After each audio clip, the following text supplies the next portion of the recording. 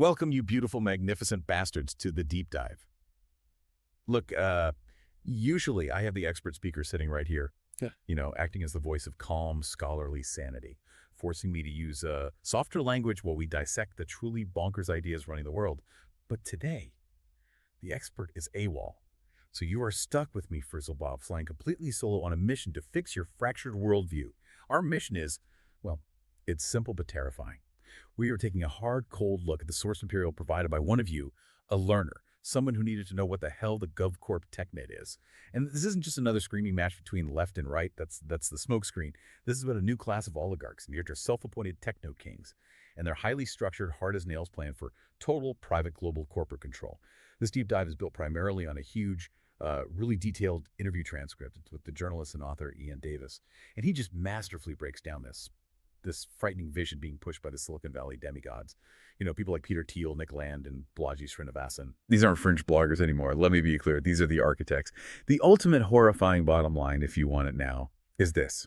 We are talking about genuine digital neo-feudalism.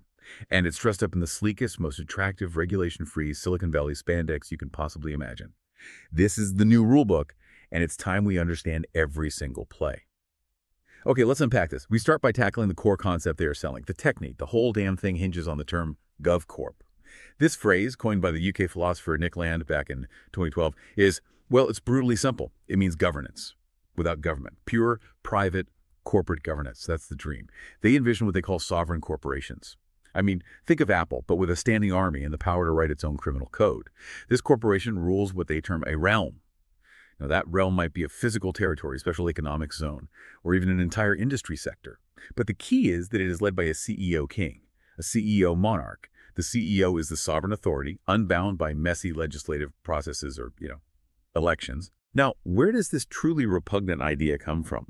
It's birthed from the intellectual cesspool known as the Dark Enlightenment, or the neo-reactionary movement, the NRX crowd. Land is the philosopher, but the U.S. counterpart. The guy who made the theory palatable to the tech world is Curtis Yarvin. He wrote his Mencius Moldbug. And you have to know this. Peter Thiel is deeply embedded in this whole philosophy funding and backing Yarvin. Balaji Srinivasan, author of The Network State, he's also a key proponent. So what's their core argument? Why do they want democracy dead? It boils down to one thing: speed.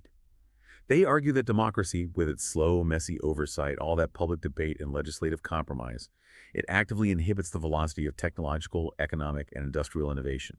It slows down the maximization of capital. Therefore, they conclude that you have to ditch that entire system and install a top-down, purely hierarchical, centralized CEO king structure to liberate innovation and capital. The places they want to build, these realms, are pitched as entirely regulation-free zones. Anything goes. The Freedom City Coalition, which pushes these ideas, calls them cities without limits. They're designed to be a perfect, tax-free, lawless sandbox where billionaires and their tech firms can operate completely free from environmental laws, labor laws, or, annoying things like worker protections. They claim this is about freedom, but it's just about profit without consequence. So if you buy that philosophical lure of the CEO king, you have to look closely at the mechanism they promise. And that brings us to the transition point, the libertarian lure and the totalitarian trap. The sales pitch is genius. You have to give them that.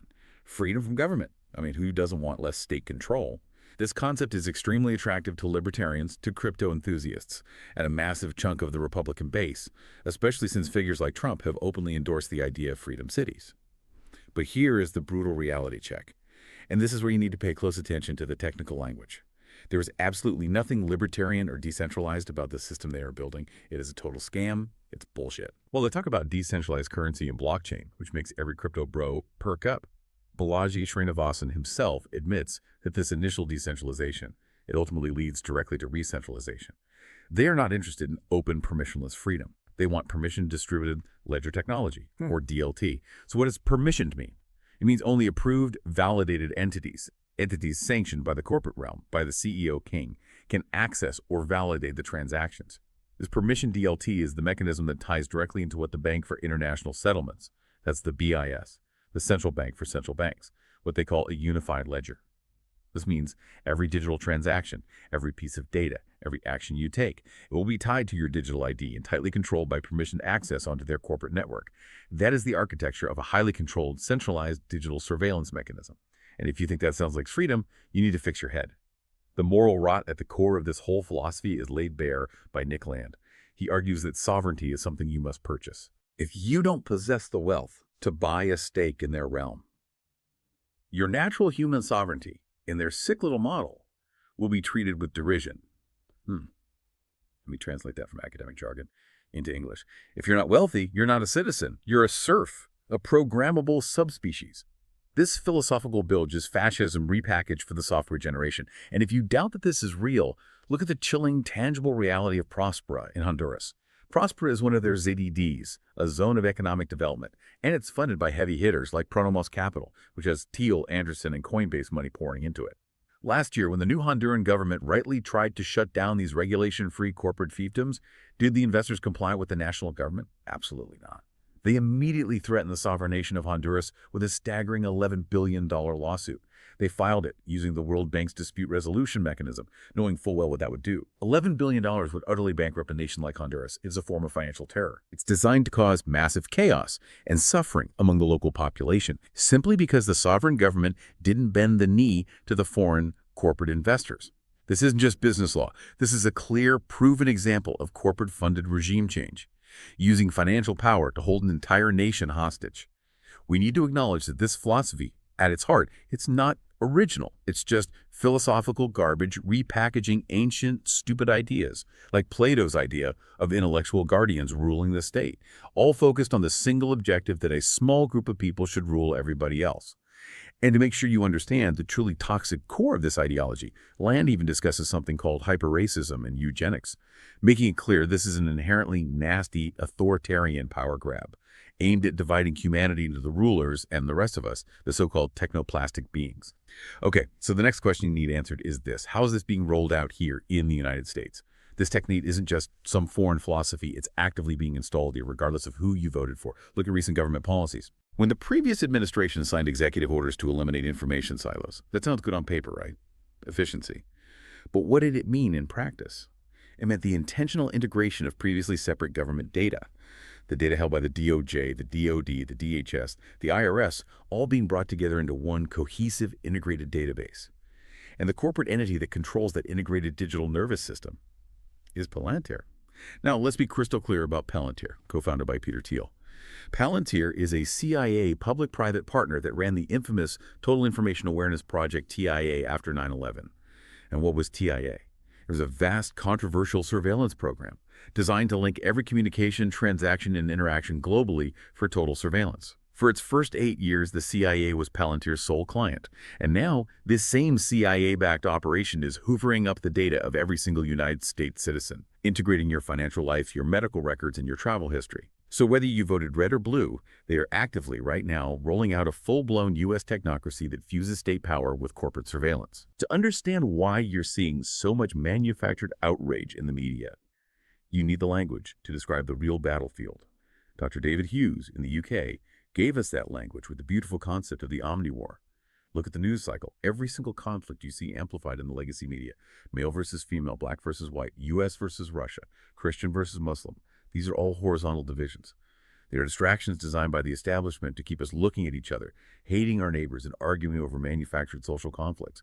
The real conflict, the one that defines this new era, is the vertical division. It's us as in humanity versus them, the oligarchy. It is the public versus the establishment, the citizen versus the CEO king. Unless the information you are consuming acknowledges this vertical division, you can safely discard it, because it is just propaganda designed to keep you distracted. And here is the brutal punchline. The solutions being pitched to both political demographics lead to the exact same destination. The left is sold global governance through sustainable development goals and environmental monitoring. Tyranny, but for the planet's sake. The right is sold freedom cities and border controls. Tyranny, but to keep them safe from the other horizontal divisions. Both paths, despite their different rhetoric, deliver the same result. A highly controlled digital technology, biometric digital surveillance grid. It truly doesn't matter who you vote for. The oligarchy wins because they control the underlying digital infrastructure and the ultimate tool they are using to enforce this digital cage, artificial intelligence. This brings us to AI, the convenience trap and the path to slavery. AI is seductive because of convenience. Of course it is. You ask an LLM like Grok to give you a 5-minute summary of a 12-page article, and boom, you have the knowledge shortcut. But that convenience comes at a devastating cost. If you constantly rely on a machine to synthesize and filter information for you, you lose the ability to read deeply, to think critically, and to construct complex, well-reasoned arguments yourself. You become intellectually reliant, programmable, a technoplastic being. The evidence shows the oligarchs are controlling this technology, not for societal benefit, but purely as a weapon system. Look again at Palantir. They're using AI to perfect better targeting systems, lethal decision-making systems. These systems were first deployed and tested in Ukraine, and then partnered with the Israeli government to perform surgical strikes and commit a genocide in Gaza. This is the weaponized reality of their AI. This is not about efficiency. It's about perfect algorithmic control and elimination. So what the hell do we do in the face of this highly advanced, digitally enforced neo-feudalism? We must reject the idea that we are technoplastic beings. We must choose to be the sovereign individual. I want to give you a tool for decision-making. It comes from the therapy world. The Acceptance and Commitment Therapy Principle, ACT. This is simple. You accept what you cannot change, and you commit to what is truly important in your life. And what is important? Your family, your quality of life, laughter, real human connection. Every time you're confronted with a choice in the digital domain, using a card instead of cash, accepting a biometric ID, relying solely on an AI to do your reading, pause. Ask yourself one critical question. Is this choice moving me toward or away from my core values? Is it moving me toward commitment or toward digital control? If it moves you away from your sovereignty and toward that dystopian technological nightmare, you must reject the convenience. It's hard, but you have to do it. You have to tell the cashier, no, sorry, I can't pay that way. If you won't accept cash, I'll have to go somewhere else. It is inconvenient, yes. But if millions of us make this commitment to personal inconvenience and take full responsibility for our data and our physical transactions, they cannot implement their tyrannical, permissioned, centralized systems. They need your willing participation. Listen to me. The experts who push this garbage, like Thiel and Yarvin, are absolutely serious. They're not joking about wanting to implement a future where you are a subspecies ruled by our magnificent techno-king overlords. The choice is yours. Take responsibility for the information you consume and the physical decisions you make, or your children will be slaves to their unified ledger. It's that simple and that heavy. We've stared straight into the philosophical bilge of the Dark Enlightenment. We've tracked the money and the brutal corporate tactics used for regime change in Honduras. And we've acknowledged the surveillance tech rolling out in our own backyard via Palantir. The true solution to this dehumanizing agenda, as one journalist pointed out, is to create things. Write, paint, build, garden. Don't just consume the filtered, weaponized propaganda they feed you.